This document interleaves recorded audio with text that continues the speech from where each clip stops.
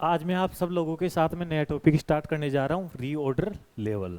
तो देखो, सबसे पहले अपन ये समझते हैं कि आखिर में रीऑर्डर लेवल होता क्या है। तो देखो, रीऑर्डर लेवल क्या होता है। रीऑर्डर लेवल एक ऐसा लेवल होता है जहाँ पर अपन रॉ मटेरियल का जो सप्लायर है उसको रॉ मटेरियल की सप्लाई के लिए अपन ऑर्डर दे देते हैं। उस लेवल को अपन कहते हैं रीऑर्डर लेवल। जैसे कि मान के चलो मैं बाइक बनाता हूँ, ठीक है। तो बाइक बनाने के लिए मेरे को टायर चाहिए होते हैं। तो मैं रॉ मटेरियल को सप्लायर को क्या बोल देता हूँ कि भाई जैसे ही मेरे गोदाम में 100 टायर बचे, ठीक है, तो मैं रॉ मटेरियल के सप्लायर को फ़ोन करके बोल देता हूँ कि भाई तू मेरा पास रॉ मटेरियल तू सप्लाई कर दे, ठीक है। तो जो 100 यूनिट मैंने फिक्स की, ठीक है, उस लेवल को बोलते हैं रीऑर्डर लेवल, ठीक है। इसी हिसाब से जैसे मान के चलो मेरे कपड़े की फैक्ट्री है, ठीक है। तो कपड़े की फैक्ट्री में मैं क्या करता हूँ, मैं कपड़ा ऑर्डर करता हूँ। तो मेरा डेली कंजम्पशन होता है। तो मैं वैसा अपने गोदाम में जाकर देखता हूँ और मेरे गोदाम में मैंने देखा कि आज 200 मीटर कपड़ा पड़ा है, ठीक है। तो मेरे को पता है यार जो रॉ मटेरियल का सप्लायर है वो रॉ मटेरियल सप्लाई करने में थोड़ा टाइम लगाता है, ठीक है। हैंड टू हैंड तो माल आता भी नहीं है। तो इस वजह से मैंने जैसे 200 मीटर माल मेरे गोदाम में बचा, मैंने रॉ मटेरियल के सप्लायर को बोल दिया कि भाई तू मेरे पास कपड़ा भेज दे, ठीक है। तो वो 200 मीटर जो अपन ने फिक्स किया ना वो अपना कहलाता है रीऑर्डर लेवल। देखो, रीऑर्डर लेवल निकालने के दो मेथड होते हैं।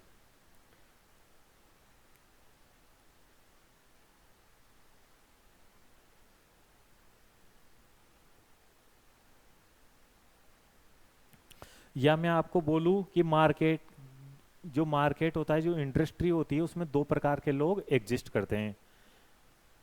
एक तो होते हैं भाई कंजर्वेटिव अप्रोच वाले,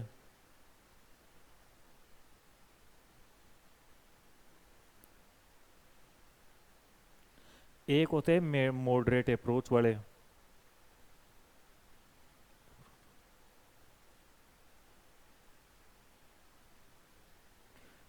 ठीक है, एक होते हैं कंजर्वेटिव अप्रोच वाले, एक होते हैं मॉडरेट अप्रोच वाले, ठीक है। ये कौन लोग होते हैं? देखो, जैसे अगर मैं क्रिकेट की बात करूं तो आप देखोगे कि क्रिकेट में दो प्रकार के बैट्समैन होते हैं। एक होते हैं कंजर्वेटिव अप्रोच वाले, ठीक है, जो बिल्कुल मतलब ध्यान से खेलते हैं, तसल्ली से खेलते हैं, आराम से छक्के चौके कम लगाते हैं, एक एक दो दो रन भागते हैं, मतलब वो ये मतलब रिस्क बिल्कुल कम लेते हैं, ठीक है। वो होते हैं कंजर्वेटिव अप्रोच वाले, ठीक है। ऐसे बैट्समैन कौन हो गए? विराट कोहली हो गया, ठीक है, राहुल द्रविड़ हो गए। वो क्या थे? कंजर्वेटिव अप्रोच वाले बैट्समैन थे, ठीक है। बहुत कम रिस्क लेते हैं, ठीक है, तसल्ली से बल्लेबाजी करते हैं, एक एक दो दो रन भागते हैं, छक्के चौके कम मारते हैं और आउट होने का रिस्क बहुत कम लेते हैं वो, ठीक है। तो ऐसे लोग होते हैं कंजर्वेटिव अप्रोच वाले। एक होते हैं एग्रेसिव अप्रोच वाले, ठीक है। वो मेथड हालांकि आपके कोर्स में नहीं है, फिर भी मैं समझा देता हूँ। एग्रेसिव अप्रोच वाले बंदे क्या कौन से होते हैं?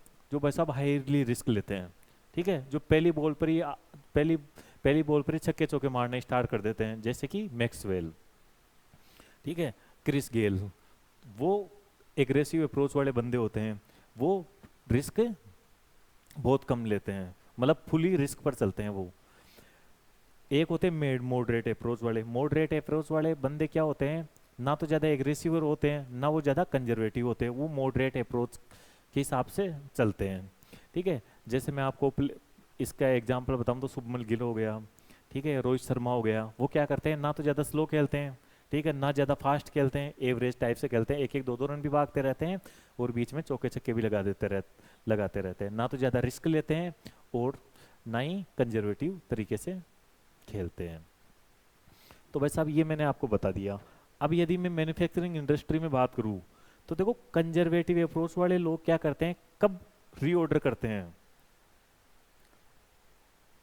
इनको पता है भाई माल आने में ज्यादा से ज्यादा इतना टाइम लग सकता है, maximum reorder period into maximum consumption rate. भाई एक दिन में मैं ज्यादा से ज्यादा इतने रॉ मटेरियल का कंजम्पशन कर सकता हूं, ठीक है। तो इतनी यूनिट रहने पर मैं ऑर्डर दे दूंगा, मतलब इन्होंने बिल्कुल भी रिस्क नहीं लिया।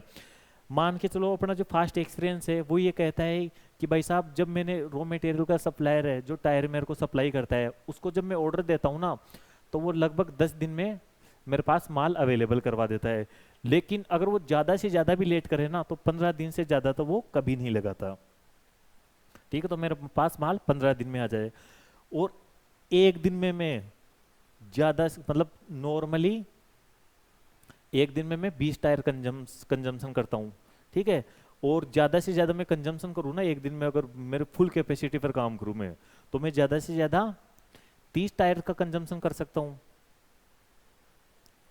ठीक है। तो 15 30 45 450, मेरे गोदाम में जब 450 टायर रहेंगे ना, तब मैं ऑर्डर दे दूंगा। देखो ये कंजर्वेटिव अप्रोच वाले लोग हैं, ये बिल्कुल भी रिस्क नहीं ले रहे हैं यहाँ पर। इन्होंने क्या किया है कि भाई साहब ज्यादा से ज्यादा जो रॉ मटेरियल का सप्लायर है वो 15 दिन लगा सकता है, और ज्यादा से ज्यादा मैं एक दिन में 30 टायर कंज्यूम कर सकता हूँ, ठीक है। तो मैं जब सप्लायर को फोन करूंगा ना, उसके बाद में मैं ज्यादा से ज्यादा मेरे को टायर 450 टायर की जरूरत हो सकती है।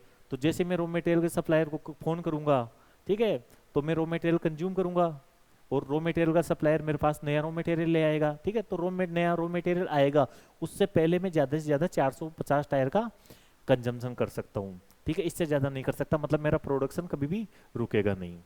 ये होता है मेरा रीऑर्डर लेवल कंजर्वेटिव अप्रोच वाले लोगों के साथ, ठीक है। हालांकि ऐसा होता नहीं है, बहुत कम चांसेस होते हैं कि भाई साहब, भाई नॉर्मली वो 10 दिन में ले आता है माल, कभी 11 दिन लग जाते हैं, कभी 12 दिन लग जाते हैं, कभी 9 दिन भी लग जाते हैं, कभी 8 दिन भी लग जाते हैं, लेकिन ज्यादा से ज्यादा, भाई मैं पिछले 10 साल 15 साल से देख रहा हूँ कि ज्यादा से ज्यादा अगर उसको टाइम लगे ना, 15 दिन लग सकता है, लेकिन ऐसा बहुत कम बार होता है। और मैं रॉ मटेरियल का कंजम्पशन भी 20 टायर 12 22 टायर 25 टायर या 26 टायर ऐसे करता हूँ। लेकिन अगर मैं फुल कैपेसिटी पर काम करूँ, मैं ओवर टाइम करवाऊँ, ठीक है, तो भी मैं ज़्यादा से ज़्यादा 30 टायर का कंजम्पशन कर सकता हूँ। तो ये मेरा मैक्सिमम कंजम्पशन आ जाता है, भाई इतना मैं रॉ मटेरियल को का कंजम्पशन कर सकता हूँ। तो ये मेरा रीऑर्डर लेवल हो गया। अब भाई मॉडरेट अप्रोच वाले लोग क्या कहते हैं? मॉडरेट अप्रोच वाले लोग ये बोलते हैं कि average consumption rate into average reorder period plus safety stock.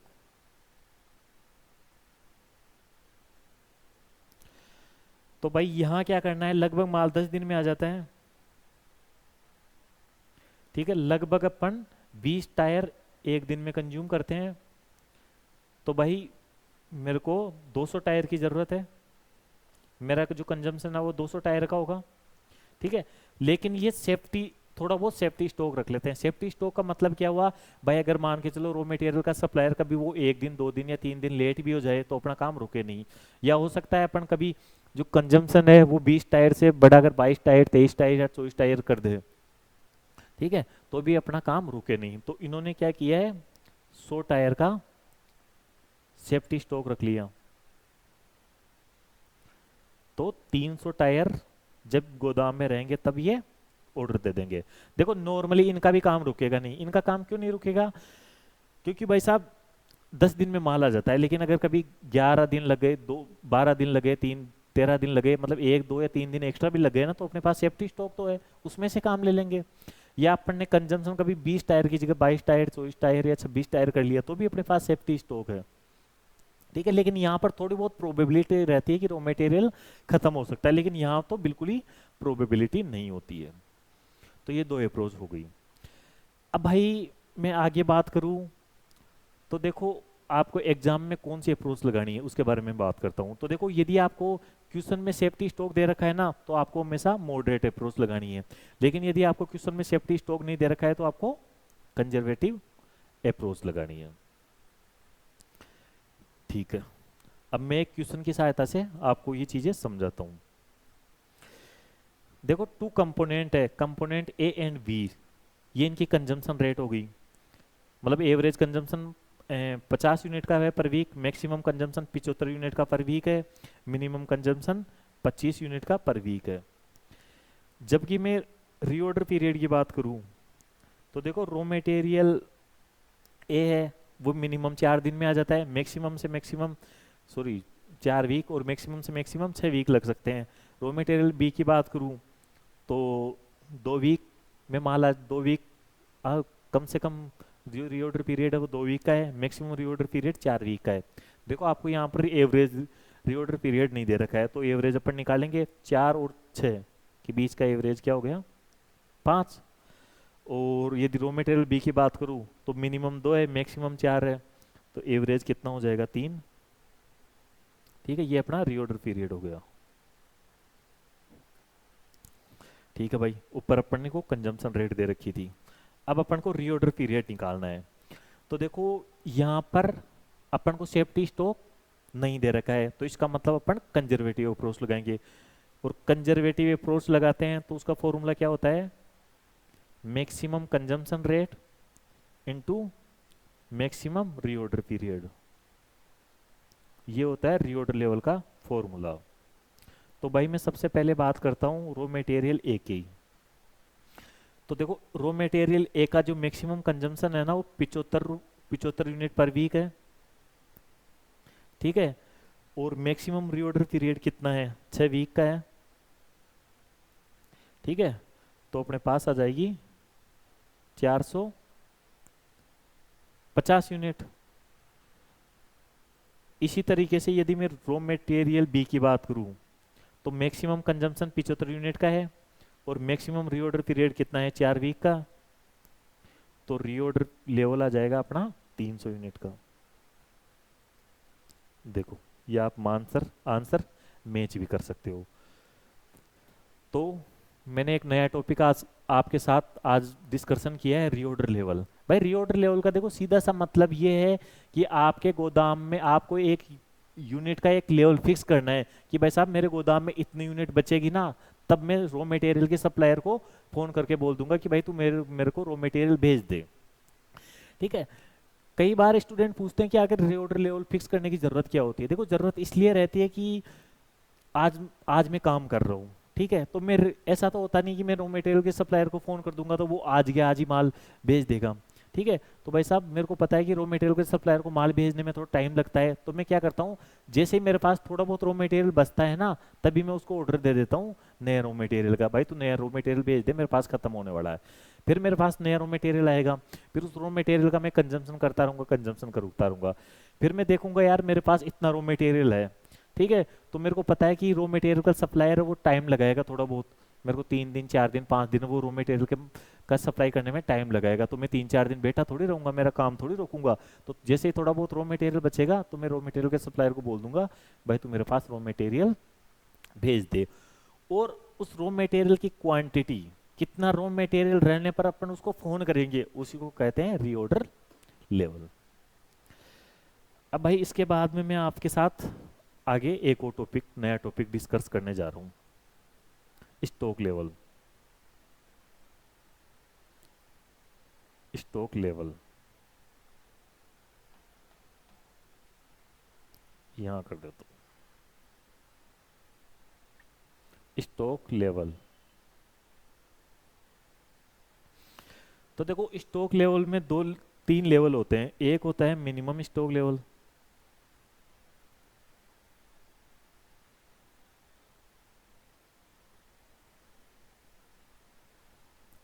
एक होता है मैक्सिमम स्टॉक लेवल।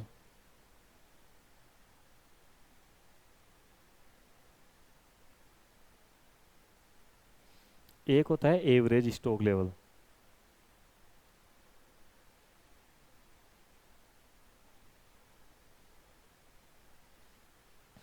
अब भाई ये क्या होते हैं, देखो मिनिमम स्टॉक लेवल का मतलब वो होता है कि आप मतलब स्टॉक का वह लेवल बताओ जहां पर आपका रॉ मटेरियल आपके गोदाम में कम से कम रहेगा, वो होता है अपना मिनिमम स्टॉक लेवल। तो देखो आप बताओ ऐसी सिचुएशन कब आएगी, ऐसी सिचुएशन मैं बताता हूँ आपको कब आएगी। ऐसी सिचुएशन आएगी भाई जैसे आपने रॉ मटेरियल के सप्लायर को बोला कि भाई तू माल मेरे पास माल भेज दे, तो अब रॉ मटेरियल का सप्लाई अपने पास माल भेजेगा। ठीक है, आज मैंने ऑर्डर दिया तो मान के चलो 5 दिन बाद में माल भेजता है, तो 5 दिन बाद में वो माल लेकर आ गया, गोदाम के सामने उसका ट्रक खड़ा है। ठीक है, तो वो जिस दिन वो गोदाम के सामने वो ट्रक खड़ा है ना, उस टाइम अपने गोदाम में जो रॉ मटेरियल बचा है ना वो मिनिमम से मिनिमम होगा। ठीक है, और उसी को बोलते हैं मिनिमम स्टॉक लेवल। अब नया माल अपने गोदाम में आ जाएगा, ठीक है, नया, अब अपन क्या करेंगे, उसमें से कंजम्पशन करते रहेंगे, कंजम्पशन करते रहेंगे, फिर अपना रीऑर्डर लेवल आएगा। ठीक है, भाई 100 यूनिट अपने गोदाम में बची है तो अपन सप्लायर को ऑर्डर दे देते हैं, तो 100 यूनिट बचने पर मैंने सप्लायर को ऑर्डर दिया, भाई तू मेरा जो मैंने ईओक्यू फिक्स कर रखा है उसके हिसाब से तू मेरे को माल भेज दे। तो रॉ मटेरियल का जो सप्लायर है वो मेरे को माल भेजेगा। ठीक है, अब वो क्या करेगा, जब माल भेजेगा ना तो इस 100 यूनिट में से मैं क्या कंजम्पशन करता रहूंगा करता रहूंगा करता रहूंगा। तो मान के चलो इस 100 यूनिट में से मैंने इस 100 यूनिट में से मैंने क्या किया, कंजम्पशन किया है। ठीक है, और कंजम्पशन करते करते मेरे पास 20 यूनिट बची। अब जैसे मेरे पास 20 यूनिट बची तो रॉ मटेरियल का सप्लायर है, उसने माल लेकर मेरा गोदाम के सामने आ गया। मेरे गोदाम के सामने उसने ट्रक खड़ा कर दिया और अब वो नया माल मेरे गोदाम में सप्लाई कर देगा। ठीक है, तो वो सप्लाई करेगा, उससे पहले मेरे गोदाम में कितनी यूनिट बची, 20 यूनिट बची। तो वो जो 20 यूनिट बची है ना, उसी को अपन बोलते हैं मिनिमम स्टॉक लेवल। मतलब आपके गोदाम में मिनिमम से मिनिमम कितना स्टॉक रहेगा, ठीक है, उसको बोलते हैं मिनिमम स्टॉक लेवल। देखो इसका फॉर्मूला क्या होता है, इसका फॉर्मूला होता है रीऑर्डर लेवल पर मैंने ऑर्डर किया, उसके बाद में मैंने एवरेज कंजम्पशन किया इनटू एवरेज टाइम में मेरे पास माल आ गया। ठीक है, देखो इसमें रटने की क्या बात है, सीधा सा फॉर्मूला है भाई। जैसे ही 100 यूनिट बची मैंने ऑर्डर दे दिया। ठीक है, अब मैं क्या करता हूं भाई साहब, एक दिन में 10 यूनिट कंज्यूम करता हूं और 8 दिन और लगभग 8 दिन में मेरे पास माल आ जाता है। ठीक है, तो इस 100 यूनिट में से मैंने 80 यूनिट कंज्यूम कर लिए तो मेरे पास 20 यूनिट बची। ठीक है, ये हो जाता है आपका मिनिमम स्टॉक लेवल। अब क्या होगा भाई, ये 20 यूनिट बची। ठीक है, उस दिन जब भी 20 यूनिट बची है ना, उस दिन सब रॉ मटेरियल का सप्लायर है ट्रक लेकर मेरे गोदाम के बाहर खड़ा हो गया। ठीक है, तो अब क्या होगा, उसमें से मैं माल गोदाम में भर लूंगा और उसका कंजम्पशन करता रहूंगा। अब भाई मैं उसमें से कंजम्पशन करता रहूंगा करता रहूंगा करता रहूंगा, फिर क्या होगा, एक दिन मेरे गोदाम में 100 यूनिट बचेगी। फिर जैसे ही 100 यूनिट बचेगी तो मैं सप्लायर को फोन करके बोल दूंगा भाई तू मेरे पास रॉ मटेरियल भेज दे। तो मैं उसको फोन करके बोलूंगा, तो भाई साहब लगभग 8 दिन में आता है और मैं एक दिन में 10 यूनिट यूज करता हूँ। तो मैं क्या करूंगा, 80 यूनिट यूज करूंगा। तो 100 में से 80 यूनिट यूज करूंगा तो मेरे गोदाम में 20 यूनिट बचेगी। जैसे ही 20 यूनिट बचेगी मेरे पास नया माल आ जाएगा। ठीक है, तो वो हो जाता है अपना मिनिमम स्टॉक लेवल। जो 20 यूनिट है वो अपना मिनिमम स्टॉक लेवल हो जाएगी। अब भाई मैं आगे बात करता हूँ मैक्सिमम स्टॉक लेवल की।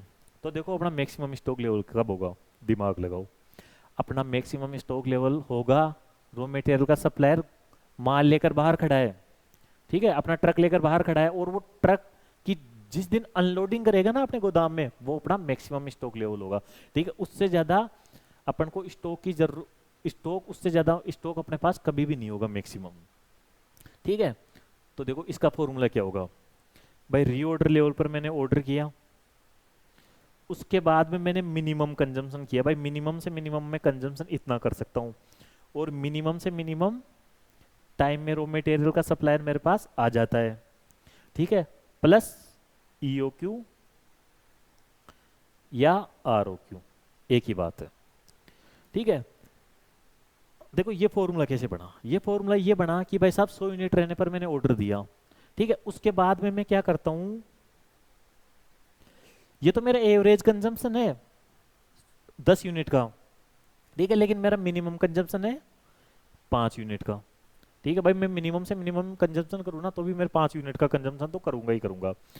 और मिनिमम से मिनिमम टाइम में यदि रॉ मटेरियल का सप्लायर मेरे पास आ जाता है, ठीक है, तो वो है मेरा 6 डेज का। ठीक है, और वो भाई मेरे पास माल लेकर आता है, मान के चलो मैंने 500 यूनिट EOQ या ROQ फिक्स कर रखी है। ठीक है, तो इसमें होगा क्या भाई, 100 यूनिट रहने पर मैंने ऑर्डर दिया। ठीक है, उसके बाद में आपने 30 यूनिट कंज्यूम कर ली, 5 6 का 30, मतलब एक दिन में 5 यूनिट कंज्यूम करते हो, 6 दिन में माल आएगा 30। तो ये 100 यूनिट में से जो माल बचा ना मेरे पास 70 यूनिट तो ये बच गई। ठीक है, और 500 यूनिट मेरे पास और आ गई, तो 570 का मेरा मैक्सिमम स्टॉक लेवल होगा। अब देखो स्टूडेंट यहां पर मेरे को ये बोलते हैं कि सर आप यहां पर एवरेज कंजम्पशन रेट और एवरेज रीऑर्डर पीरियड क्यों नहीं ले रहे हो। देखो मेरी बात सुनो, इस देखो ये तो मेरे पास माल आएगा, जिस दिन माल आएगा ना वो मेरा मैक्सिमम लेवल होगा। ठीक है, ये तो मेरा हो ही गया। अब इसमें से ज्यादा यूनिट कितनी बच सकती है भाई, आप 10 यूनिट एक दिन में यूज करते हो, नॉर्मली 8 दिन में आ जाता है, तो आप 80 यूनिट कंज्यूम करते हो नॉर्मली। लेकिन कम से कम आप कितनी यूनिट कंज्यूम करोगे भाई, एक दिन में अगर मैं कम से कम काम करूँ ना तो मेरे 5 यूनिट कंज्यूम करूंगा, और कम से कम टाइम में मेरे पास रॉ मटेरियल आता है ना वो 6 दिन का है। तो मैं कम से कम इस 100 यूनिट में से अगर मैं कम से कम भी कंजम्पशन करूंगा ना तो वो 30 यूनिट का है। तो इस 100 यूनिट में से मेरे पास जो मैक्सिमम रॉ मटेरियल बचेगा ना वो कितनी यूनिट का बचेगा, 70 यूनिट का बचेगा। इस 100 यूनिट में से मैक्सिमम जो मेरे पास रॉ मटेरियल बच सकता है ना वो 70 यूनिट का बच सकता है। और मेरे पास 500 यूनिट नहीं आ गई, तो ये 70 का प्लस 500, 570 मेरा मैक्सिमम स्टॉक लेवल हो गया। मतलब मेरे पास ज़्यादा से ज़्यादा मेरे गोदाम में जो यूनिट रहेगी वो 570 यूनिट रहेगी। अब भाई मैं एवरेज स्टॉक लेवल की बात करता हूँ, ठीक है। तो एवरेज स्टॉक लेवल में क्या होगा, इसका फॉर्मूला होगा maximum minimum stock level plus maximum stock level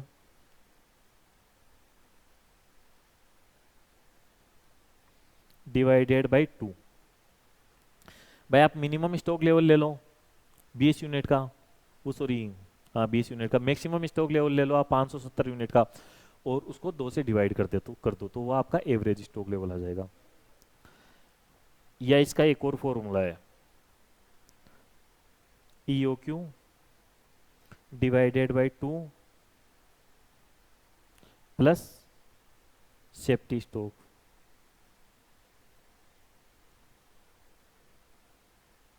ठीक, और सेफ्टी स्टॉक का दूसरा नाम है मिनिमम स्टॉक लेवल।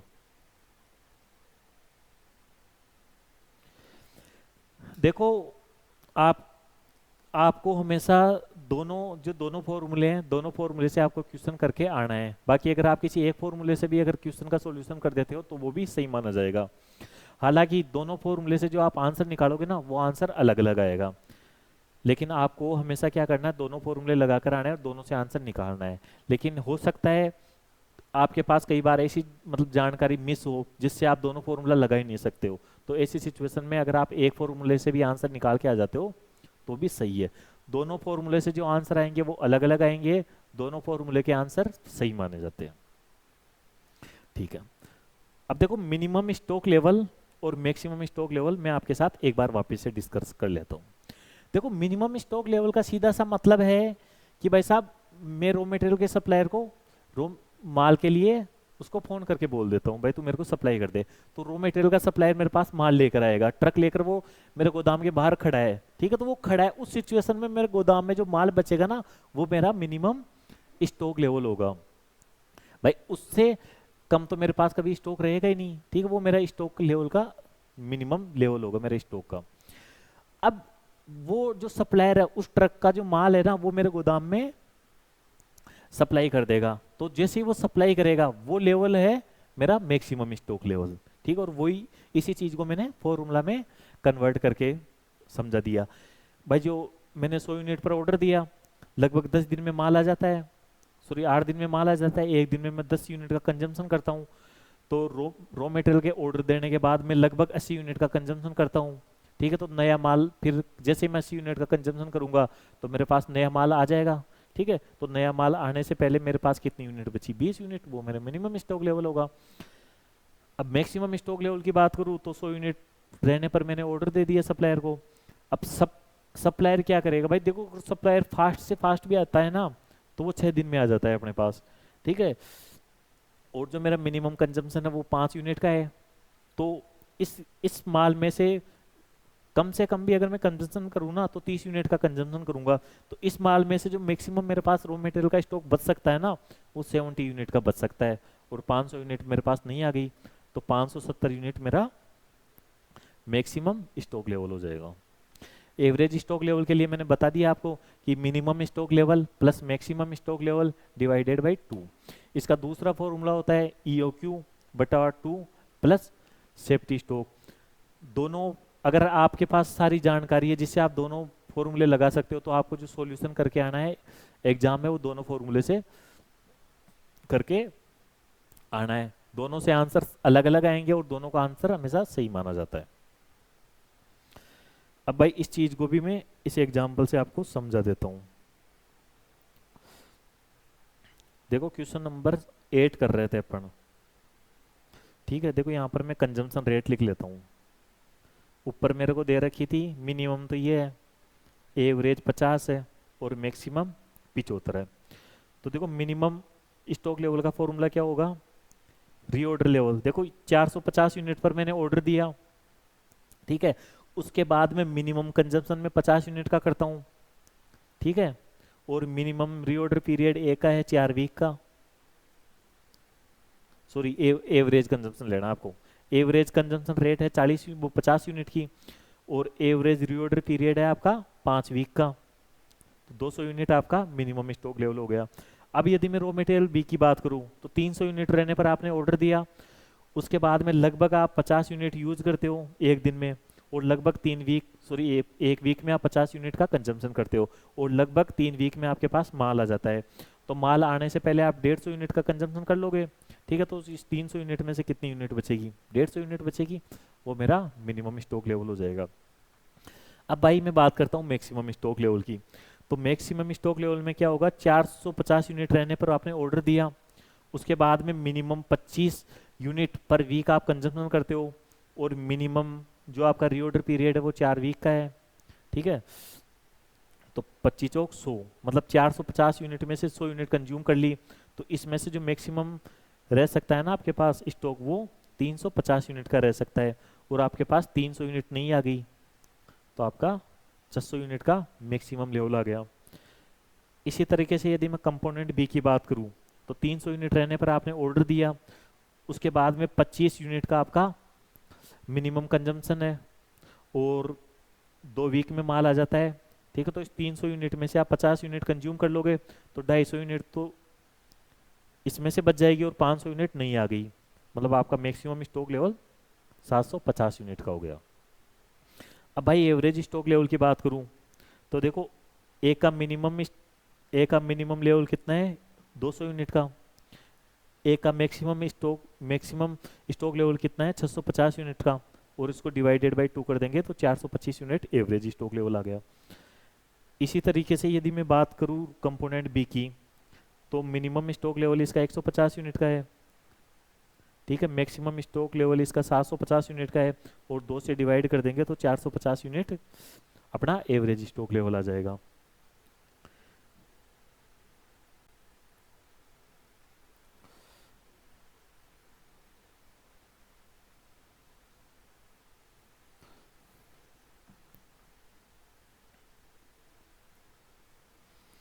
देखो मैं आपके साथ में नेक्स्ट क्वेश्चन डिस्कशन करने जा रहा हूँ। नेक्स्ट क्वेश्चन है क्वेश्चन नंबर 9, ठीक है, ये क्वेश्चन नंबर 9 आपका होमवर्क है, ठीक है, इसमें एक नई चीज है वो मैं आपको समझा देता हूँ। देखो इसमें नई चीज क्या है, देखो आप इस चीज को देखो, इस रॉ मटेरियल वाले चैप्टर में इसमें आप एक चीज को समझने की कोशिश करना कि ये जो चैप्टर है ना वो अपन रॉ मटेरियल, इसका नाम क्या है, रॉ मटेरियल कॉस्ट, ठीक है, तो ये अपन पढ़ रहे हैं ना वो रॉ मटेरियल के बारे में पढ़ रहे हैं, ना कि फिनिश गुड्स के बारे में, ठीक है, इस चीज को आप हमेशा माइंड में रखना। तो जो रॉ मटेरियल का कंजम्पशन होता है ना, वो हमेशा चेंज किसके हिसाब से होता है, फिनिश गुड्स के हिसाब से होता है, कि यदि आपने फिनिश गुड्स कम बनाए तो रॉ मटेरियल का कंजम्पशन भी कम होगा, अगर आपने फिनिश गुड्स ज़्यादा बनाया आपने, तो जो रॉ मटेरियल का कंजम्पशन है वो भी आपका ज़्यादा होगा, और यदि आपने फिनिश गुड्स एवरेज बनाया तो रॉ मटेरियल का कंजम्पशन भी आपका एवरेज होगा। तो जो रॉ मटेरियल का कंजम्पशन है ना वो आपका फिनिश गुड्स के हिसाब से चेंज होता है हमेशा, उसका कम होना ज़्यादा होना। तो देखो इसमें क्या कर रखा है आपको, जो स्टॉक देखो इसमें क्या कर रखा है, जो मिनिमम लेवल है ना वो फिनिश गुड्स का दे रखा है 175 यूनिट, एवरेज लेवल है 200 यूनिट का, और मैक्सिमम लेवल है 225 यूनिट का। तो जो रॉ मटेरियल का कंजम्पशन है ना वो भी इसी के हिसाब से चेंज हो जाएगा। कैसे होगा भाई, यदि मैं मिनिमम कंजम्पशन रेट की बात करूं, तो देखो आप 175 यूनिट बनाओगे, ठीक है, और 1 यूनिट बनाने में 10 किलो रॉ मटेरियल लगता है, ठीक है, तो आपका मिनिमम कंजम्पशन 1750 किलो होगा, ठीक है। अगर मैं एवरेज कंजम्पशन की बात करूं, तो देखो एवरेज आप 200 यूनिट बनाते हो, ठीक है, और 1 यूनिट में 10 किलो रॉ मटेरियल लगता है, तो एवरेज कंजम्पशन हो जाएगा 2000 kg का। यदि मैं रॉ मटेरियल ए की मैक्सिमम कंजम्पशन की बात करूं, मैक्सिमम कंजम्पशन रेट की, ठीक है, तो आप ज़्यादा से ज़्यादा 225 यूनिट बना सकते हो, और 1 यूनिट में 10 किलो रॉ मटेरियल लगता है, तो ज़्यादा से ज़्यादा 2250 किलो रॉ मटेरियल आपका कंजम्पशन हो सकता है। तो देखो ये मैंने रॉ मटेरियल ए की निकाल ली, इसी तरीके से आप रॉ मटेरियल बी का और रॉ मटेरियल सी का मिनिमम, एवरेज और मैक्सिमम कंजम्पशन निकाल लेना। चलो मैं निकाल देता हूँ एक बार। ये तो रॉ मटेरियल ए का हो गया। अब मैं बी की बात करता हूँ, फिर यहाँ पर सी की।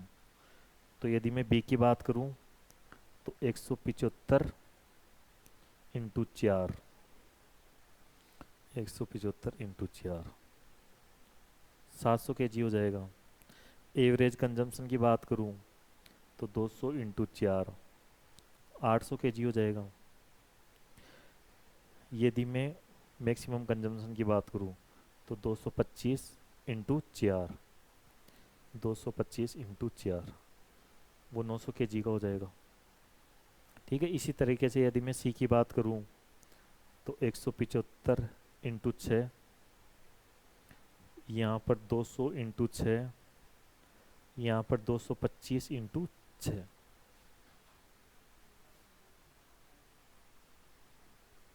175 इंटू 6 1050, 200 इंटू 6 1200, 225 इंटू 6 1350 kg। ठीक है, ये मैंने रॉ मटेरियल ए, बी और सी का minimum consumption rate, maximum consumption rate और एवरेज कंजम्पशन रेट निकाल के देती। ठीक है, अब आप इसका रीऑर्डर लेवल भी निकाल सकते हो तीनों रॉ मटेरियल का। तीनों रॉ मटेरियल का मिनिमम स्टॉक लेवल भी निकाल सकते हो, मैक्सिमम स्टॉक लेवल भी निकाल सकते हो और एवरेज स्टॉक लेवल भी निकाल सकते हो। ठीक है, आप निकाल लेना, ज़्यादा इसमें दिक्कत वाली बात नहीं है ये आपको। अब देखो क्वेश्चन नंबर 10 की मैं बात करता हूँ। तो देखो क्वेश्चन नंबर में 10 की बात करूं तो x limited has received offer of quantity discount on its order to material as under.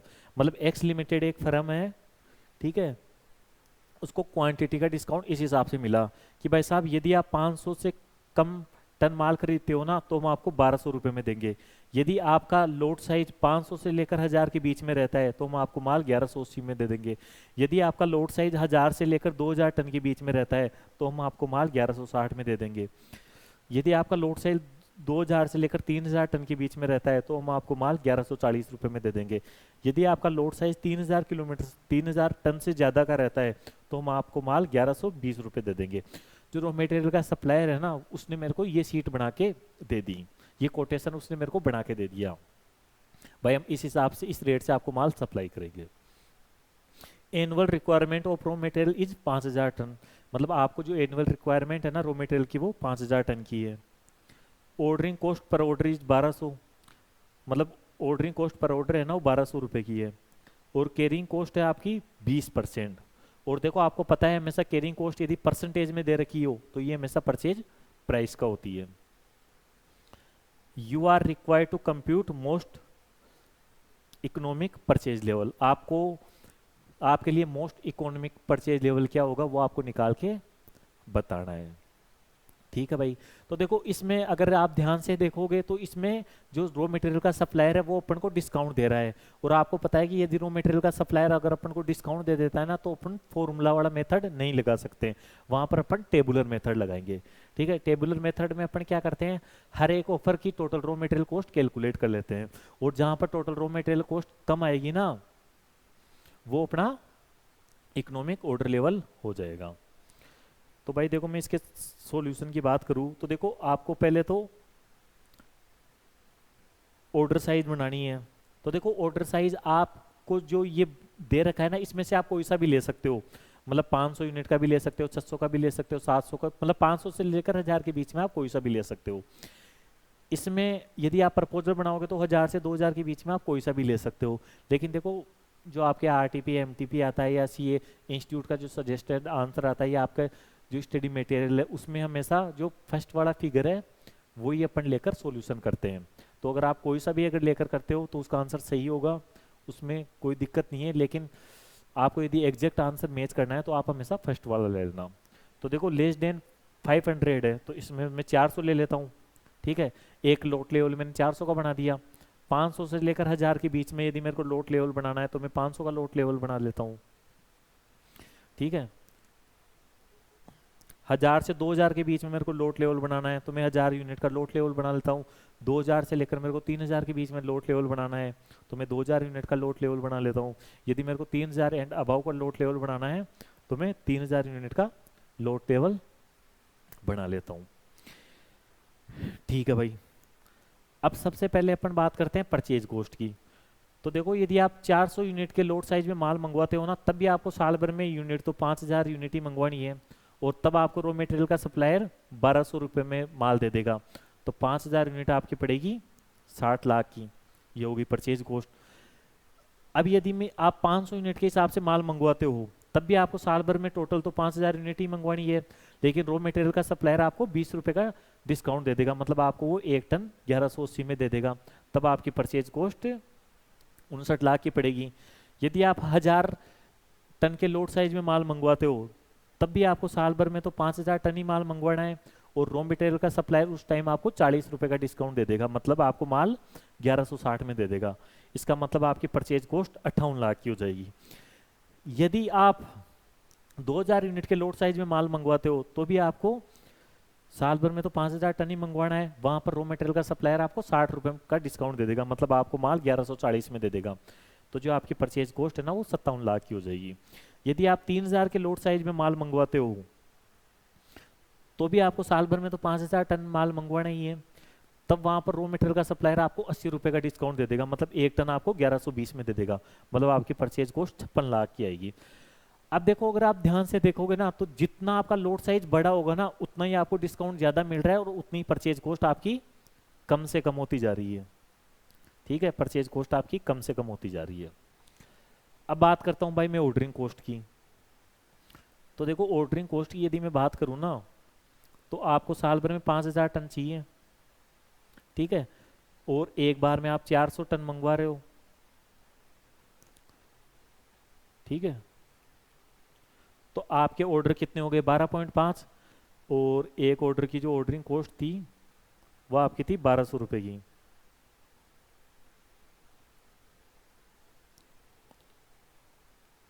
तो आपकी ऑर्डरिंग कॉस्ट 15000 की हो जाएगी।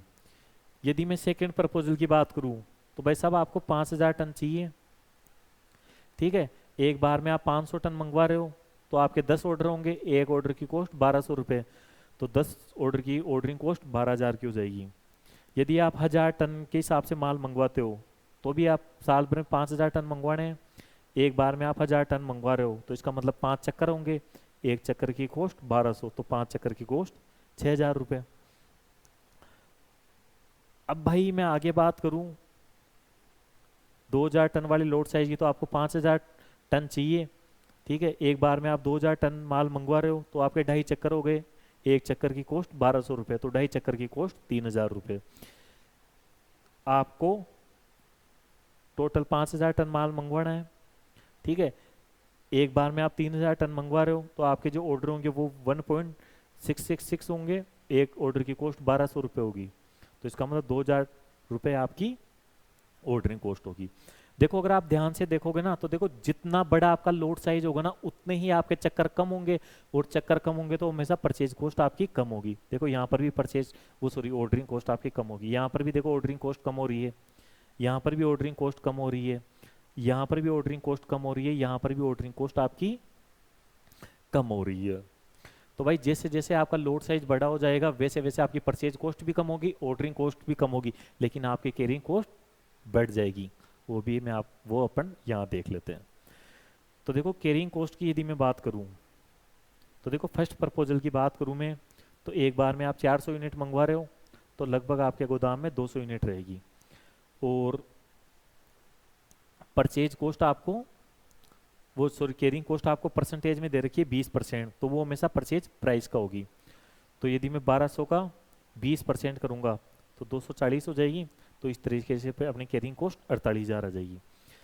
अब भाई मैं सेकेंड प्रपोजल की बात करूं, ठीक है, तो आप 500 टन के लोड साइज में माल मंगवा रहे हो तो लगभग आपके गोदाम में 250 यूनिट रहेगी, और जो कैरिंग कॉस्ट है वो परचेज प्राइस देखो अब आपकी चेंज होकर 1180 हो रही है, और 1180 का यदि मैं 20% करूंगा तो वो आपकी 236 हो जाएगी, ठीक है, तो इस तरीके से आपकी कैरिंग कॉस्ट 59,000 की आ जाएगी। अब यदि मैं तीसरे प्रपोजल की बात करूं, ठीक है, तो भाई साहब वहाँ आप 1000 के लोड साइज में माल मंगवा रहे हो, ठीक है, तो आपके पास लगभग 500 यूनिट आपके गोदाम में रहेगी और आपकी carrying cost per unit per annum 20% है परचेज प्राइस का। तो देखो परचेज प्राइस 1160 है, 1160 का यदि मैं 20% करूँगा तो 232 आ जाएगी, ठीक है, तो मेरी कोई कैरिंग कॉस्ट 1,16,000 रुपये हो जाएगी। अब यदि भाई मैं फोर्थ ऑप्शन की बात करता हूँ, तो देखो यहाँ पर आप 2000 टन माल मंगवा रहे हो, तो लगभग आपके गोदाम में 1000 टन माल रहेगा और परचेज प्राइस क्या है इतनी यहाँ पर 1140। तो 1140 का यदि मैं 20% करूँगा तो carrying cost per unit per annum हो जाएगी 228। तो इस तरीके से मेरी कैरिंग कॉस्ट 2,28,000 आ जाएगी। इसी तरीके से यदि मैं लास्ट ऑप्शन की बात करूँ तो 3000 टन का अपन एवरेज कर लेंगे, into carrying cost per unit per annum से मल्टीप्लाई कर देंगे। 1120 परचेज प्राइस है, इसका यदि मैं 20% करूँगा, ठीक है, तो 224 हो जाएगा। तो भाई आपकी कैरिंग कॉस्ट 3,36,000 आ जाएगी। अब देखो यहाँ पर अगर आप ध्यान देखो ना, तो देखो कैरिंग जैसे जैसे आपका लोड साइज बढ़ रहा है ना, वैसे वैसे आपकी कैरिंग कॉस्ट भी ज़्यादा आ रही है।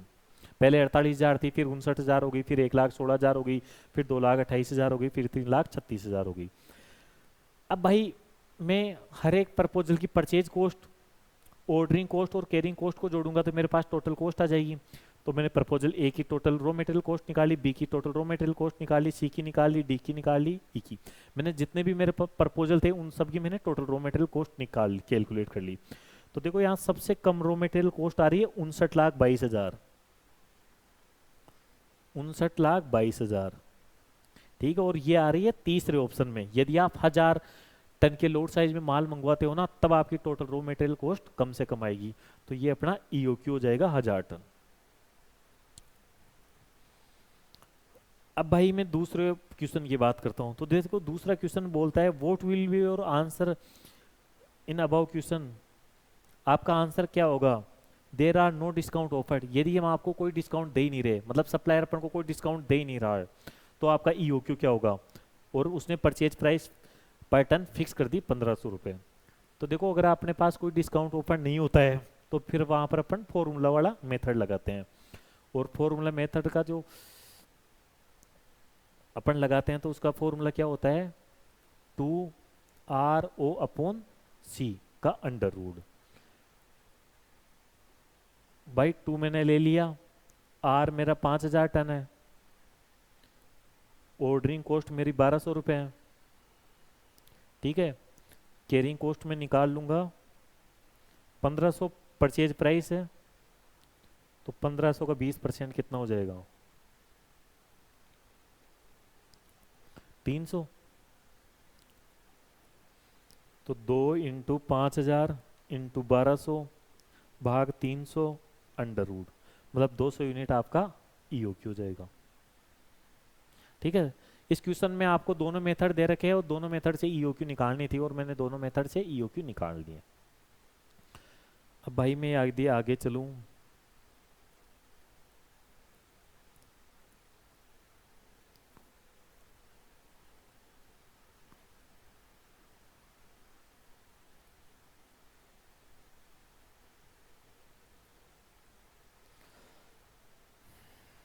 तो देखो आगे अपन चले, क्वेश्चन नंबर 11 की बात करते हैं अपन।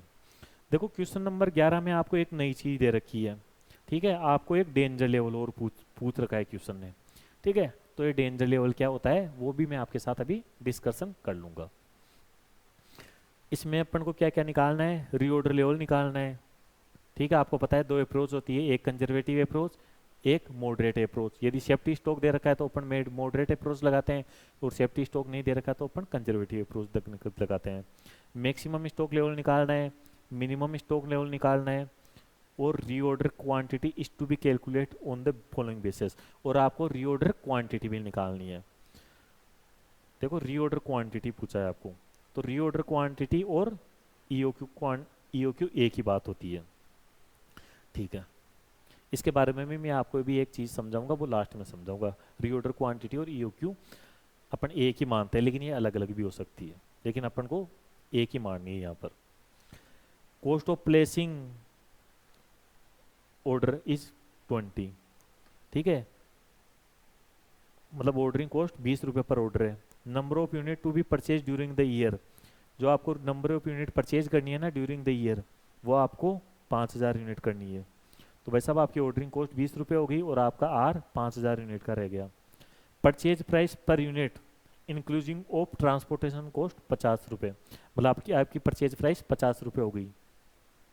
एनुअल कॉस्ट ऑफ स्टोरेज 5 रुपये, मतलब आपकी carrying cost per unit per annum 5 रुपये हो गई। और देखो आपको कभी भी डाउट आए ना ऑर्डरिंग को, भाई कौन सी ऑर्डरिंग कॉस्ट है और कौन सी कैरिंग कॉस्ट है, तो आप हमेशा ध्यान रखना, यदि आपको कोई कॉस्ट पर ऑर्डर दे रखी है ना तो वो ऑर्डरिंग कॉस्ट मान लेना। तो देखो ये पर ऑर्डर दे रखी है ऑर्डरिंग कॉस्ट, और यदि कोई कैरिंग कॉस्ट आपको पर यूनिट पर एनम दे रखी है ना तो वो आप हमेशा कैरिंग कॉस्ट मानना। तो देखो पर यूनिट दे रखी है आपको और annual per annum per unit दे रखी है, तो मतलब 5 रुपये आपकी कैरिंग कॉस्ट हो जाएगी, 20 रुपये ऑर्डरिंग कॉस्ट हो जाएगी। भाई आपका जो रीऑर्डर पीरियड है ना, लगभग माल आपका 10 दिन में आ जाता है, लेकिन ज़्यादा से ज़्यादा 15 दिन लग सकते हैं, लेकिन यदि मैं कम से कम भी बात करूं तो 5 दिन में भी माल आ सकता है, ठीक है। ये इमरजेंसी परचेज है 4 डेज की, ठीक है, इसके बारे में मैं भी लास्ट में डिस्कशन करूंगा आप इसके साथ। देखो कंजम्पशन रेट की बात करूं तो एवरेज कंजम्पशन 15 यूनिट का है और मैक्सिमम कंजम्पशन 20 यूनिट का है, ठीक है। तो देखो एवरेज कंजम्पशन से मैक्सिमम कंजम्पशन 5 यूनिट ज़्यादा है, तो इसका मतलब मिनिमम कंजम्पशन 5 यूनिट कम होगा। तो आपकी जो मिनिमम कंजम्पशन रेट है ना वो यहाँ पर 10 यूनिट रहेगी। ये तो मैंने आपको कॉमन सेंस से समझा दिया। बाकी अगर आप इसका देखो वर्किंग नोट भी बना हुआ है, अगर आप वर्किंग नोट से निकालोगे ना, मतलब एवरेज कंजम्पशन रेट का फॉर्मूला लगा के, तो भी ये देखो 10 रुपये 10 यूनिट पर डे की आएगी। तो आप ऐसे भी निकाल सकते हो, बाकी मैंने आपको समझा दिया है, ठीक है, वैसे भी आप कर सकते हो। भाई सीधी सी बात है, एवरेज कंजम्पशन का फॉर्मूला क्या होता है, मिनिमम कंजम्पशन वो आपको निकालना है प्लस मैक्सिमम कंजम्पशन 20 दे रखा है डिवाइडेड बाई 2, और एवरेज कंजम्पशन आपको 15 यूनिट दे रखी है, ठीक है। तो इसका आप फर्दर सॉल्यूशन करोगे, ठीक है, चलो मैं कर ही देता हूँ यहाँ पर। तो ये तो हो गया 20x, ठीक है, डिवाइडेड बाई 2, ठीक है, बटा 15, ठीक है, ये 2 इधर जाएगा तो ये हो गए 30, यहाँ हो गए 20x, x बराबर 20 उधर जाएंगे, तो 30 में से यदि मैं 20 लेस करूँगा तो 10 आ जाएगा x, ठीक है। तो आप वैसे भी देख सकते हो, बाकी ये फॉर्मूले से भी आप निकाल सकते हो, लेकिन देखो ज़्यादा बेस्ट रहता है कि आपको एग्जाम में आप वर्किंग नोट अगर किसी चीज़ का बना सको तो उसका हमेशा वर्किंग नोट बना के आना, ठीक है। तो ये चीज़ आप वर्किंग नोट में बना के आना। और वैसे भी आप देखो एवरेज लेवल, एवरेज जो कंजम्पशन रेट है ना वो आपको 15 यूनिट की दे रखी है और मैक्सिमम कंजम्पशन रेट आपको 20 यूनिट की दे रखी है। तो एवरेज से 5 यूनिट ज़्यादा है मैक्सिमम, तो इसका मतलब मिनिमम 5 यूनिट कम होगी, तो 15 में से 5 यूनिट कम करेंगे तो 10 यूनिट आ गई, ठीक है भाई। अब अपन एक एक चीज़ को निकालते हैं। देखो आपको क्वेश्चन ने दे रखा था आर 5000 यूनिट का, आपको ऑर्डरिंग कॉस्ट 20 रुपये की दे रखी थी, ठीक है, आपको कैरिंग कॉस्ट 5 रुपये की दे रखी है, परचेज प्राइस आपको 50 यूनिट की दे रखी है। तो एक को आपको पूछा था रीऑर्डर क्वांटिटी निकालो, ठीक है। तो यहाँ पर कोई डिस्काउंट नहीं दे रखा है, तो अपन फॉर्मूला लगा देंगे 2R 5000 O 20 बटावा C, तो 200 यूनिट आपका ROQ आ गया और यही आपका EOQ हो गया, ठीक है। एक पूछा था आपको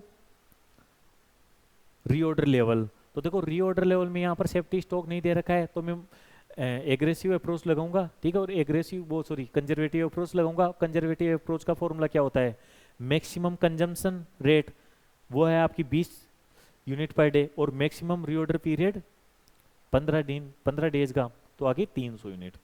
भाई सीधी सी बात, आप एक दिन में ज़्यादा से ज़्यादा 15 यूनिट कंज्यूम कर सकते हो और ज़्यादा से ज़्यादा जो आपको टाइम लग सकता है ना वो 15 दिन का लग सकता है, तो 15 दूनी 300, मतलब 300 यूनिट आपके गोदाम में रहेगी ना, तब आप रॉ मटेरियल के सप्लायर को फ़ोन करके बोल दोगे भाई तू रॉ मटेरियल मेरे पास भेज दे, ठीक है, क्योंकि उसको 15 दिन लग सकते हैं, तो उस टाइम में मेरे को कंजम्पशन के लिए तो रॉ मटेरियल चाहिए ही ना। इसलिए मेरे पास जैसे गोदाम में 300 यूनिट रहेगी, ठीक है, मेरा जो परचेज मैनेजर है वो उसको फ़ोन कर देगा कि रॉ मटेरियल भेज दे भाई सप्लायर को। अब यदि मैं आगे बात करूं मैक्सिमम स्टॉक लेवल, तो मैक्सिमम स्टॉक कब रहेगा भाई साहब? जैसे ही आपके गोदाम में 300 यूनिट रही, आपने रॉ मटेरियल के सप्लायर को फ़ोन करके बोल दिया। अब रॉ मटेरियल का सप्लायर क्या करेगा? मिनिमम से मिनिमम 5 दिन में माल पहुंचा सकता है, और अगर अपन मिनिमम कंजम्पशन करें तो 10 यूनिट का कंजम्पशन कर सकते हैं एक दिन में। ठीक है, तो ऑर्डर देने के बाद यदि मैं मिनिमम से मिनिमम कंजम्पशन करूंगा ना, तो वो 50 यूनिट का रहेगा। तो इस 300 यूनिट में से यदि मेरे पास जो स्टॉक बच सकता है ना मैक्सिमम से मैक्सिमम, वो 250 यूनिट का बच सकता है। ठीक है, वो 200 यूनिट मेरे पास नहीं आ गई, तो मेरे पास जो मैक्सिमम स्टॉक का लेवल हो सकता है ना, वो हो सकता है 450 यूनिट का। ठीक है भाई, अब मैं बात करता हूँ मिनिमम स्टॉक लेवल की। तो 300 यूनिट रहने पर मैंने ऑर्डर दिया, लगभग भाई मैं एक दिन में 50 यूनिट का कंजम्पशन करता हूँ, और लगभग 10 दिन में माल आ जाता है। ठीक है, तो ऑर्डर देने के बाद मेरा लगभग 150 यूनिट में कंजम्पशन करता हूँ। ठीक है, तो 300 यूनिट में से मैं यदि मैं 150 यूनिट का कंजम्पशन करूंगा, तो 150 यूनिट मेरे पास मिनिमम स्टॉक लेवल आ जाएगा। अब देखो एवरेज स्टॉक लेवल आपको पूछा नहीं था, तो वो मैंने यहाँ पर निकाला नहीं। अब देखो यहाँ पर एक नई चीज आई है आपके पास, डेंजर लेवल। देखो डेंजर लेवल क्या होता है? डेंजर लेवल होता है भाई आपका जो रॉ मटेरियल का सप्लायर है ना, अगर आपको जैसे इमरजेंसी में कोई रॉ मटेरियल चाहिए, तो रॉ मटेरियल का जो सप्लायर है ना, वो आपको कितने दिन में माल प्रोवाइड करवा सकता है। ठीक है, रॉ मटेरियल का सप्लायर बोलता है कि भाई साहब मैं मिनिमम से मिनिमम आपको माल प्रोवाइड करवाऊँ ना, तो वो मैं 5 दिन में प्रोवाइड करवा सकता हूँ आपको, मिनिमम से मिनिमम 5 दिन में। लेकिन अपन बोलते हैं नहीं यार, मेरा तो भाई साहब मेरे पास तो एक बहुत बड़ा ऑर्डर आ रखा है, और वो मेरे को ऑर्डर पूरा करना है, और तू जल्दी से जल्दी रॉ मटेरियल भेज मेरे पास, कैसे जैसे भी तू तेरे कुछ भी कर, चाहे मेरे से 100-200 रुपये तू ज्यादा ले लेना, लेकिन जो रॉ मटेरियल का सप्लाई है वो मेरे को जल्दी से जल्दी कर भाई। तो रॉ मटेरियल का सप्लायर बोलता है भाई देखो वैसे तो मैं आपको 5 दिन में कर सकता हूँ, लेकिन यदि मैं पूरी कोशिश करूँ, ठीक है, तो भी मैं आपको 4 दिन में माल भेज सकता हूँ, 4 दिन से कम टाइम में तो मैं आपको माल भेज ही नहीं सकता। ठीक है, तो भाई साहब अपन जो डेंजर रीऑर्डर पीरियड है ना, वो आपका 4 दिन का। तो डेंजर लेवल निकालने का फॉर्मूला क्या हो जाएगा? Average consumption rate into emergency reorder period. भाई लगभग आप एक दिन में 500 यूनिट का कंजम्पशन करते हो, और आपके पास इमरजेंसी में जो माल दे दिया, आप इमरजेंसी में मंगवाओ ना माल, तो भी वैसे आप 4 दिन को तो उसको लग ही जाएंगे। तो 60 यूनिट का आपका डेंजर लेवल हो गया। ठीक है, अब देखो मैं आपको एक और चीज़ समझाता हूँ। ठीक है, वो ऐसी चीज़ है जो आपके लिए समझना बहुत ज़रूरी है, क्योंकि वो आगे जाकर बहुत सारे क्वेश्चन में वो चीज़ काम में आएगी, और इसमें स्टूडेंट को बहुत सारा कन्फ्यूज़न भी होता है। ठीक है, तो इस कन्फ्यूज़न को दूर करने के लिए ये चीज़ मैं आपको पहले ही समझा देता हूँ। देखो भाई, एक होता है इकोनॉमिक ऑर्डर क्वांटिटी, एक होता है रीऑर्डर क्वांटिटी। देखो दोनों में डिफरेंस क्या होता है? इकोनॉमिक ऑर्डर क्वांटिटी होता है कि एक लोड, मतलब इस लोड साइज की एक यूनिट जिसके हिसाब से अपन माल परचेज करते हैं ना, तो अपनी साल भर की टोटल रॉ मटेरियल कॉस्ट कम से कम आती है। ठीक है, वो होती है अपनी ईओक्यू। जैसे इस मामले में 200 यूनिट अपनी ईओक्यू थी। ठीक है, लेकिन देखो ये तो जरूरी नहीं है कि जो रॉ मटेरियल का जो परचेजर है वो 200 यूनिट के हिसाब से माल मंगवाए। ठीक है, अब ऐसा वो बोलता है कि 200 यूनिट के हिसाब से मैं माल मंगवा सकता हूँ, लेकिन देखो कई बार क्या होता है, जो सप्लायर होता है, ठीक है, वो ऐसे बोलता है कि भाई साहब मैं 200 यूनिट के हिसाब से माल भेजना मेरे लिए पॉसिबल नहीं हो पाता है। ठीक है, उस कई कंडीशन होती है। ठीक है भाई, उस हिसाब से मेरी पैकिंग नहीं हो पाती है। ठीक है, या उस हिसाब से मेरे पास मतलब जो भेजने का साधन है वो अरेंजमेंट नहीं हो पाता है। तो अपन क्या करते हैं, 200 यूनिट के हिसाब से माल नहीं मंगवा कर अपन हो सकता है 300 यूनिट के हिसाब से माल मंगवाते हैं। ठीक है, तो इस मामले में जो अपन रीऑर्डर को जिस हिसाब से अपन माल एक्चुअल में मंगवा रहे हैं ना, वो अपनी कहलाती है रीऑर्डर क्वांटिटी। ठीक है, और ये कहलाती है अपनी ईओक्यू। ठीक है, तो ईओक्यू और आरओक्यू अलग अलग हो गई। ठीक है भाई, जिस हिसाब से आपको टोटल रॉ मटेरियल की कॉस्ट सबसे कम पड़ेगी वो तो आपका ईओक्यू कहलाता है, लेकिन आप एक्चुअल में जिस क्वांटिटी के हिसाब से माल मंगवा रहे हो वो आपका आरओक्यू कहलाता है। ठीक है, तो ये दोनों अलग अलग भी हो सकते हैं। लेकिन हो सकता है आपका ईओक्यू और आरओक्यू एक भी हो। कैसे भाई?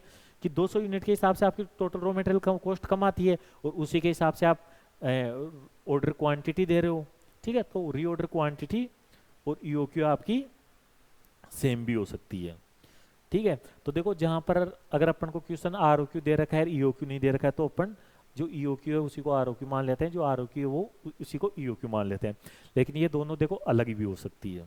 ठीक है, आगे मैं क्वेश्चन में आपको ये चीज नोटिस करवाता रहूंगा। अब भाई मैं आगे बात करूं क्वेश्चन नंबर 12 की।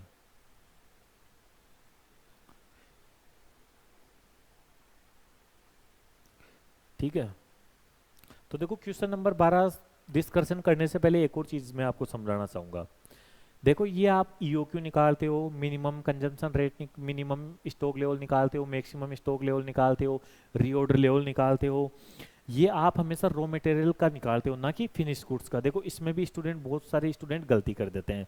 ठीक है, उनको जो एनुअल रिक्वायरमेंट है ना वो प्रोडक्ट की दे रखी है। ठीक है, तो भाई साहब वो जो प्रोडक्ट की एनुअल रिक्वायरमेंट है ना उसी को ही आर मान के उसी के हिसाब से ईओक्यू निकाल देते हैं और उसी के हिसाब से maximum stock level, minimum stock level या रीऑर्डर लेवल भी निकाल देते हैं। ठीक है, और यहाँ पर स्टूडेंट्स गलती कर देते हैं। तो देखो आपको इस चीज़ का हमेशा ध्यान रखना है, जो आपका ईओक्यू होता है, मिनिमम स्टॉक लेवल होता है, मैक्सिमम स्टॉक लेवल होता है, जो आपका रीऑर्डर लेवल होता है, जो आपका एवरेज स्टॉक लेवल होता है, जो आपका डेंजर लेवल होता है, वो हमेशा रॉ मटेरियल का होता है, ना कि फिनिश गुड्स का। यदि आपको कोई जानकारी फिनिश गुड्स की दे रखी है तो आप कोशिश करो कि उस फिनिश गुड्स की जानकारी से आप रॉ मटेरियल की जानकारी निकाल सको। ठीक है, आपको ऐसा करना है। ठीक है, फिनिश गुड्स का ईओक्यू मत निकाल देना। ठीक है, और ऐसा क्वेश्चन देखो जब भी एग्जाम में ये क्वेश्चन आता है जहां पर फिनिश गुड्स और रॉ मटेरियल, जहां पर फिनिश गुड्स का एनुअल रिक्वायरमेंट दे रखी होती है, वहां पर बहुत सारे स्टूडेंट गलती कर लेते हैं, वो क्वेश्चन को ध्यान से नहीं पढ़ते हैं और जो फिनिश गुड्स की एनुअल रिक्वायरमेंट है उसी को वैसा रॉ मटेरियल की एनुअल रिक्वायरमेंट समझ लेते हैं और उसी के हिसाब से वो सॉल्यूशन कर देते हैं। ठीक है, मैं आपको आगे क्वेश्चन में ये चीज़ नोटिस करवाता रहूँगा। ठीक है, ये गलती बहुत सारे स्टूडेंट करते हैं, इस चीज़ का आप स्पेशली ध्यान रखना। देखो क्वेश्चन नंबर 12 की यदि मैं बात करूं तो G limited produce a product, G limited एक प्रोडक्ट प्रोड्यूस करती है which has a monthly demand of 4000 unit, जिसकी मंथली डिमांड 4000 यूनिट है। देखो ये प्रोडक्ट की डिमांड है। ठीक है, जबकि अपन को एनुअल रिक्वायरमेंट किसकी चाहिए? रॉ मटेरियल की। ठीक है भाई, every product require a component x which is purchase at the rate of 20 per unit for finish goods, for every finish goods, मतलब एक यूनिट फिनिश गुड्स बनाने के लिए 1 unit of component is required, मतलब एक यूनिट फिनिश गुड्स बनाने के लिए 1 यूनिट रॉ मटेरियल की रिक्वायरमेंट होती है आपको। ठीक है भाई, तो देखो मैं आर की बात करूं तो भाई 4000 यूनिट मेरे को फिनिश गुड्स बनानी है पर मंथ। ठीक है, तो साल भर में मेरे को कितनी यूनिट फिनिश गुड्स बनानी है? 48,000। और एक यूनिट फिनिश गुड्स बनाने के लिए 1 यूनिट रॉ मटेरियल की जरूरत है, तो मेरे को 48,000 रुपए, 48,000 यूनिट रॉ मटेरियल की जरूरत है। ये अपना आर हो गया annual requirement. The ordering cost is ₹120 पर ऑर्डर, आपकी ऑर्डरिंग कॉस्ट है वो 120 रुपए पर ऑर्डर की है, जबकि आपकी हैंडलिंग कॉस्ट 10 रुपए पर एनम दे रखी है। देखो कैरिंग कॉस्ट परसेंटेज में दे रखी है तो ये हमेशा परचेज प्राइस की होगी। परचेज प्राइस 20 रुपए है। ठीक है, तो 20 का 10% करेंगे तो अपन 2 रुपए पर यूनिट पर एनम अपनी कैरिंग कॉस्ट हो जाएगी। आपको ईओक्यू निकालना है। ठीक है, if the minimum load size is to be supplied 4000 unit, what is the extra cost of the company has been incurred. भाई यदि रॉ मटेरियल का सप्लायर आपको बोल देता है कि भाई साहब हम तो 4,000 यूनिट से कम के लोट में आपको माल देंगे नहीं, तो आपको एक्स्ट्रा कॉस्ट कितनी इनकर करनी पड़ेगी वो निकाल के बताओ। What is the minimum carrying cost company incurred. भाई कंपनी की मिनिमम कैरिंग कॉस्ट क्या होगी वो भी आपको निकाल के बतानी है। तो देखो सबसे पहले अपन ईओक्यू निकाल लेंगे। ठीक है, तो ईओक्यू का फॉर्मूला होता है 2R 48,000 यूनिट, ऑर्डरिंग कॉस्ट 120 रुपए। ठीक है, कैरिंग कॉस्ट आपकी 2 रुपए, तो 2400 यूनिट आपकी ईओक्यू होगी। ठीक है भाई, पहला क्वेश्चन तो हो गया आपका। अब दूसरा क्वेश्चन बोल रहा है कि आपकी एक्स्ट्रा कॉस्ट क्या होगी यदि आप 4000 यूनिट के हिसाब से माल मंगवाते हो 24,000 यूनिट की जगह। यदि आप 24,000 यूनिट के हिसाब से माल नहीं मंगवा, अगर 4000 यूनिट के हिसाब से आपको सप्लायर माल दे रहा है तो आपकी एक्स्ट्रा कॉस्ट क्या लगेगी। तो भाई सीधी सी बात है, अपन क्या करेंगे, 2400 यूनिट के हिसाब से total raw material cost calculate कर लेंगे, 4000 यूनिट के हिसाब से total raw material cost calculate कर लेंगे। ठीक है, और दोनों का कंपैरिजन कर लेंगे कि 2000 यूनिट पर ये टोटल रॉ मटेरियल कॉस्ट आ रही है, 4000 यूनिट पर ये टोटल रॉ मटेरियल कॉस्ट आ रही है। तो इससे ये जो ज़्यादा रॉ मटेरियल कॉस्ट आ रही है वो अपनी एक्स्ट्रा कॉस्ट हो जाएगी। तो देखो यहाँ पर मैं कॉलम बना लूँगा, 2400 यूनिट के हिसाब से यदि आप माल मंगवाते हो तो, और 4000 यूनिट के हिसाब से आप माल मंगवाते हो तो सबसे पहले मैं बात करता हूँ परचेज कॉस्ट।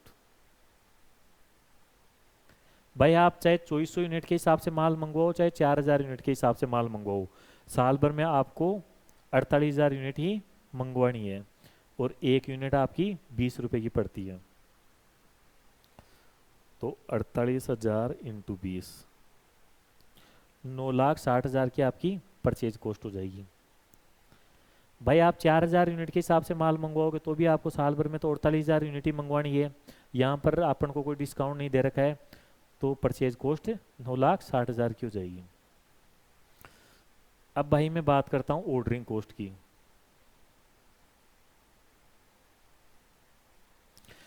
यदि ऑर्डरिंग कॉस्ट की यदि मैं बात करूँ तो साल भर में आपको 48,000 यूनिट मंगवानी है, एक बार में आप 2400 यूनिट मंगवाते हो। ठीक है, तो आपके ऑर्डर कितने हो गए 20, और एक ऑर्डर की कॉस्ट 120 रुपये है, तो 20 ऑर्डर की कॉस्ट कितनी हो जाएगी 2400 रुपये।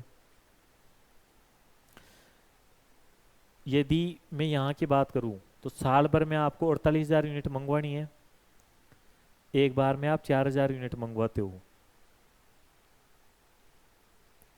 तो आपके ऑर्डर 12 हो गए, एक ऑर्डर की कॉस्ट 120 रुपये हो गई, तो 12 ऑर्डर की ऑर्डरिंग कॉस्ट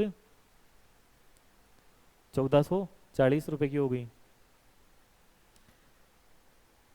अब भाई मैं बात करता हूँ कैरिंग कॉस्ट की। तो EOQ 2400 बट्टावा 2 into carrying cost per unit per annum 2, तो ये हो गया आपके 2400 रुपये। यदि मैं यहाँ की बात करूँ तो ROQ 4000 बट्टावा 2 इंटू 2, ये हो गई आपकी 4000 रुपये। अब भाई मैं टोटल रॉ मटेरियल कॉस्ट की बात करूँ तो वो हो जाएगी 9,60,000 प्लस 2400 प्लस 2400, यहाँ तो हो जाएगी 9,64,800 ईओक्यू के हिसाब से आप माल मंगवाते हो। तो यदि 4000 यूनिट के हिसाब से आप माल मंगवाते हो तो 9,60,000 रुपये की आपकी परचेज कॉस्ट होगी, 1440 की आपकी ऑर्डरिंग कॉस्ट होगी, 4000 की आपकी कैरिंग कॉस्ट होगी, तो 9,65,440 की आपकी टोटल रॉ मटेरियल कॉस्ट होगी। इसमें से 9,64,800 में लेस कर दूंगा तो भाई 640 रुपये की आपकी एक्स्ट्रा कॉस्ट आ जाएगी। ठीक है, यदि आप 2400 यूनिट के हिसाब से माल मंगवाते हो तो आपकी टोटल रॉ मटेरियल कॉस्ट आएगी 9,64,800। यदि आप 4000 यूनिट के हिसाब से माल मंगवाते हो तो टोटल रॉ मटेरियल कॉस्ट आएगी 9,65,440, मतलब कि 640 रुपये की आपकी एक्स्ट्रा रॉ मटेरियल कॉस्ट आएगी। और यही अपन को क्वेश्चन ने पूछा था। देखो आप ये यदि स्टडी मटेरियल का आंसर देखोगे ना तो इसने क्या किया है, इसने केवल ऑर्डरिंग कॉस्ट और कैरिंग कॉस्ट ही ली है, इसने परचेज कॉस्ट ली भी नहीं। ठीक है, तो देखो अगर आप ऐसा करोगे तो भी देखो आंसर सेम ही आएगा। आंसर सेम क्यों आएगा, क्यों देखो परचेज कॉस्ट दोनों में सेम है। ठीक है, तो परचेज कॉस्ट तो इनरेलेवेंट होगी, ठीक है, उसकी वजह से तो कोई चेंज आएगा ही नहीं कॉस्ट में। ठीक है, तो अगर आप केवल ऑर्डरिंग कॉस्ट और कैरिंग कॉस्ट को ऐड करके इसका आंसर निकालोगे ना तो भी 640 रुपये आएगा, इसने वैसे ही कर रखा है। ठीक है, क्योंकि जो चेंज हुआ है ना वो ऑर्डरिंग कॉस्ट और कैरिंग कॉस्ट में हुआ है, परचेज कॉस्ट में कोई भी चेंज नहीं हुआ है। तो ये देखो 640 का आंसर आ गया। देखो तीसरा क्वेश्चन ये पूछा था कि आपकी मिनिमम कैरिंग कॉस्ट क्या आएगी। तो देखो मिनिमम कैरिंग कॉस्ट कितनी है, 4000 और 2400 में से 2400 है, तो मिनिमम कैरिंग कॉस्ट आपकी 2400 रुपये हो जाएगी। ठीक है, ये क्वेश्चन भी हो गया। ठीक है, आज के लिए इतना ही। ठीक है, और इन टॉपिक्स पर मैं कल आपके साथ और सारे और क्वेश्चन डिस्कशन करूंगा। ठीक है, और ये जिस बुक से मैं क्वेश्चन करवा रहा हूँ, इस एक तो मैं स्टडी मटेरियल से करवा रहा हूँ, एक मैं प्रैक्टिस मैनुअल से करवा रहा हूँ, और इसका लिंक आपको डिस्क्रिप्शन में मिल जाएगा, वहाँ से आप ये बुक्स डाउनलोड कर सकते हो।